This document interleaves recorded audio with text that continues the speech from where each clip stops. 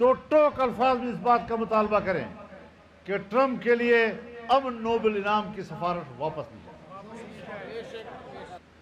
वो इस काबिल नहीं रहा। मैं एक बात ये भी आपके सामने अर्ज कर देना चाहता हूं कि पिछले हफ्ते भी अमेरिका मुज़ाकरात में मसरूफ़ था और हमला किया। इस हफ्ते में भी उनके लोग मुज़ाकरात में मसरूफ़ थे और उसके बावजूद हमला किया। कैसे दुनिया एतमाद करे उनके ऊपर?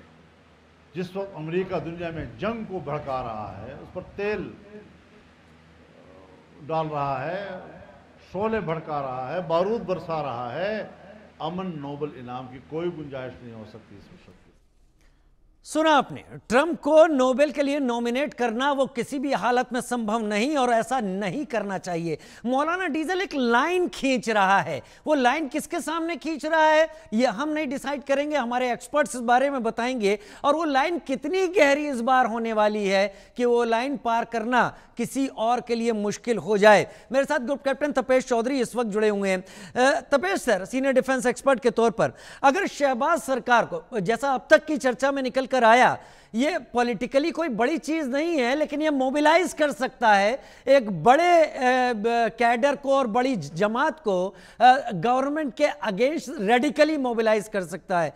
तो अगर शहबाज सरकार को इस तनाव से, इस टेंशन से बचना है और मुनीर को इस टेंशन से बचना है क्योंकि मुनीर को भी टारगेट पर लिया है, तो क्या फिर से भारत विरोध, इंडिया बैशिंग और एंटी इंडिया स्लोगन शुरू होंगे पाकिस्तान में? एक बार फिर भारत को दुश्मन खतरा दिखाया जाएगा और पब्लिक को अपने फेवर में करने की कोशिश की जाएगी इस फजलुर रहमान के इस इस्लामाबाद मार्च से देखते हुए?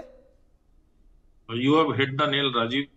एक्चुअली भारत के बिना और धर्म के बिना तो कोई पाकिस्तान में एजेंडा होता नहीं है। पहली बात तो हमारे पैनलिस्ट ने बोला कि वो डेमोक्रेसी के लिए खतरा है, तो डेमोक्रेसी और कठपुतली में थोड़ा सा फर्क होता है। एज एन आउटसाइडर पाकिस्तान में कोई डेमोक्रेसी नहीं है। डेमोक्रेसी और डेमोक्रेसी जो भी है ना, वो फील्ड मार्शल कह लो, जनरल कह लो, मुनीर कह लो, मौलाना कह लो, उसके लिए एक शील्ड है। और यही हिस्ट्री है कि उनके लिए डिप्लोमेसी में शील्ड का काम करती है। ये अपना काम करते रहते हैं और सरकार से वे कठपुतली बनी रहती है। तो ऐसी कठपुतली सरकार को डेमोक्रेसी कहना मेरे हिसाब से ठीक नहीं है एज एन आउटसाइडर। दूसरी चीज इसमें अब ये बात निश्चित आएगी कि सबसे बड़ा एजेंडा अगर पब्लिक को मोबिलाइज करना है तो दो है। एक तो धर्म के नाम पे अमेरिका भी उसमें शामिल हो जाता है, क्योंकि ये कहा जाता है कि हमारे धर्म पे अत्याचार अमेरिका कर रहा है। और दूसरा है भारत। तो ये निश्चित रूप से मुर्दाबाद, हिंदुस्तान मुर्दाबाद, सिंधु वाला जल समझौता के ऊपर, और अमेरिका मुर्दाबाद, और अब बदला लेके रहेंगे, हमारा धर्म खतरे में है, ये सब कहानियां शुरू हो जाएंगी। और ये मोबिलाइजेशन के लिए जरूरी भी है और ऐसा ही होता आ रहा है। जब इमरान खान सत्ता में थे तो इमरान खान ने भी कोई कसर नहीं छोड़ी थी हिंदुस्तान मुर्दाबाद या उस तरह के नारे लगाने में, और सारी सियासत और राजनीति वहीं से शुरू होती है। अब ये जो हाफिज की बात है, अब देखिए इमरान खान वाले इंसिडेंट में आपने भी उसको टच अपॉन किया। लाहौर में क्या हुआ था, उस समय भी मिलिट्री थी, बहुत मिलिट्री थी, लेकिन जब जनता जनार्दन इसीलिए उसको कहते हैं, जिसके साथ जनता होती ना, तो मिलिट्री आज की तरह, आज वो जमाना नहीं रहा कि आर्मी सारे हथियार खोल देगी और 10-20 हजार लोगों को मार देगी, क्योंकि उससे गुस्सा और पनपता है और जिस तरह की वहां की सियासत वहां पे होती है उससे आर्मी के लिए और ज्यादा खतरा है। तो ये मुनीर के लिए तो खतरे की घंटी है ही है। अब सहवाज की जगह उसमें मौलाना डीजल रहे, सहवाज रहे, इमरान खान रहे, इससे कोई फर्क नहीं पड़ता। ये जब भी उस सत्ता पे बैठेंगे, ये बिना आर्मी के सपोर्ट के तो बैठ ही नहीं सकते। अब हाफिज जैसे लोग जो हैं, वो तो हम सब जानते हैं, ये तो एक्सटेंडेड हैंड है, प्रॉक्सी वार का और टूल है। तो ऑब्वियसली अगर उनको कोई खतरा आएगा तो पहले तो वो उन्हीं को तैयार करेंगे कि आप बचाइए। कैसे बचाएंगे? अब मान लीजिए मौलाना डीजल जो है अपने धर्म के नाम पे या उनको रेडिकलाइज करके पब्लिक को मोबिलाइज कर रहा है, तो ये लोग भी तो यही करते हैं। मौलाना हाफिज, मौलाना मसूद अजहर, इन सबका नाम मौलाना ही तो है। ये भी वही काम करते हैं। तो ये सिर्फ डिवाइड का काम करेंगे कि इनके सामने आएंगे तो भाई ये मौलाना डीजल ठीक नहीं बोल रहा है, जो हम बोलते हैं हमारे इतने सालों से ऑपरेशन चल रहे हैं, हमने इतनी कुर्बानियां दी हैं, ये कौन है? तो सिर्फ आर्मी जब इनके पास जाएगी तो ये डिवाइड एंड रूल का कर सकते हैं। लेकिन जिसके साथ जनता है वो अपने आप में, वो सदर बने या ना बने या जहां तक पहुंचे ना पहुंचे, बट पाकिस्तान में जो इस समय स्टेट चल रही है डिस्टेबलाइजेशन की, वो हवा और ज्यादा तेज हो जाएगी। बलूच, अब हम डेमोक्रेसी की बात कैसे करें? क्या डेमोक्रेसी है? खैबर पख्तूनवाला में है कोई कंट्रोल? ना, बलूचिस्तान में है कोई नहीं। कंट्रोल? जो नाम के लिए जो कंट्रोल है उसको डेमोक्रेसी नहीं कहते। तो जब जब ऑलरेडी कंट्रोल में कुछ नहीं है, तो ये वाली जो चीजें हो रही हैं मौलाना डीजल के साथ, और या मौलाना डीजल जो कर रहे हैं आगे, ये उसी का नतीजा है। और इस समय जनरल माथुर ने बहुत अच्छा कहा कि ये राइट अपॉर्चुनिटी थी। दूसरी बात, भड़काया कैसे जा सकता है? ये मुसलमान जो हैं वहां के, वो हार्डलाइनर तो है ही है, मेजोरिटी ऑफ द पीपल। अब ये उनको रेडिकलाइज कैसे कर रहे हैं कि ये मुनीर तो ईरान के साथ खड़ा हो गया था, ठीक है, इसने इसने वहां पे ये धोखाधड़ी कर दी। तो जो जनरल पब्लिक है वो उसमें वैसे भी बहुत गुस्सा है इस समय कि यार ना तो तुम इधर के हो ना उधर के हो, तुम्हारे मुंह पे $4 मांगे तुम नीचे बिक जाते हो। तो कोई भी जो नॉर्मल पब्लिक है वहां की इस तरह की हरकतें नहीं देखना चाहती। और ये आने वाले दिनों में चाहे वो इस्लामाबाद पे कब्जा कर ना पाए या ना पाए, वो तो डिफरेंट इशू है। लेकिन हाँ, उस अपने जो भी स्वार्थ है उसका, उसमें अपने में कुछ ना कुछ अचीव करने की कोशिश जरूर होगी। और इस तरह के इंसिडेंट जो ब्लास्ट हुआ और वो हुआ, ये बढ़ेंगे धीरे धीरे। लेकिन पाकिस्तानी संसद में नेता प्रतिपक्ष रह चुका है मौलाना डीजल, मौलाना फजलुर रहमान, और वो इस हालात को कैसे कैश करने की कोशिश कर रहा है। पथिकृत पाइन मेरे साथ इस वक्त जुड़े हुए हैं, इंटरनेशनल अफेयर्स एक्सपर्ट। पथिकृत, दो चीजें मैं आपसे समझना चाहता हूं और मुझे लगता है कि आप उसको विस्तार देंगे अब तक जो मेरे पैनलिस्ट कह रहे थे।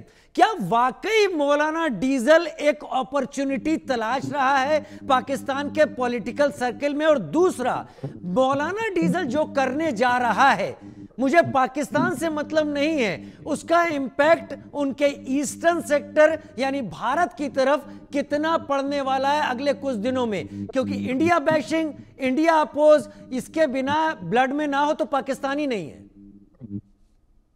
राजीव जी, आपने जो एक सबसे इम्पोर्टेंट चीज ये कहा कि इसका इम्पैक्ट इंडिया में पड़ेगा, वो बहुत इम्पोर्टेंट चीज है।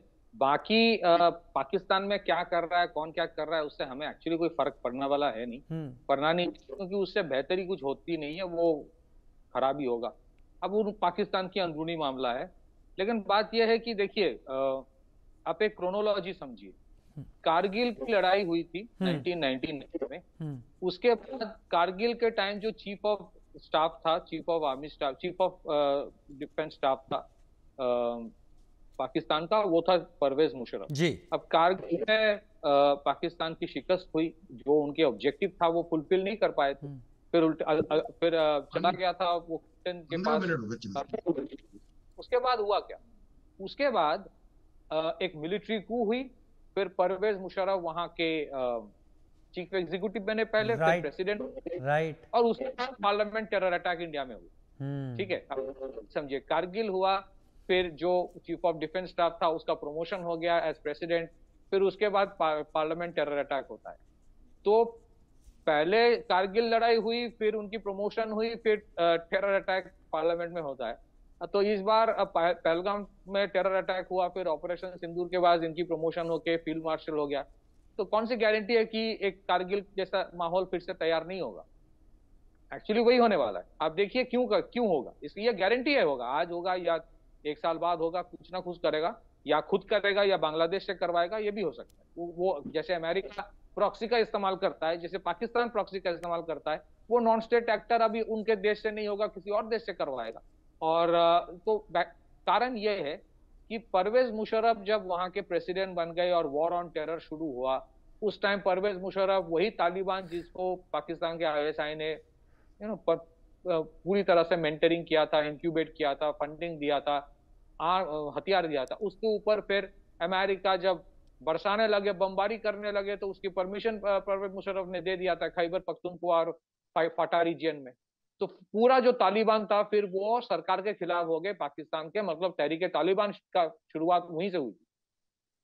फिर उसका एक जो क्लोजर था परवेज मुशर्रफ की जो एरा है, वो सीज हुआ था जो लाल मस्जिद था उसमें। अब बात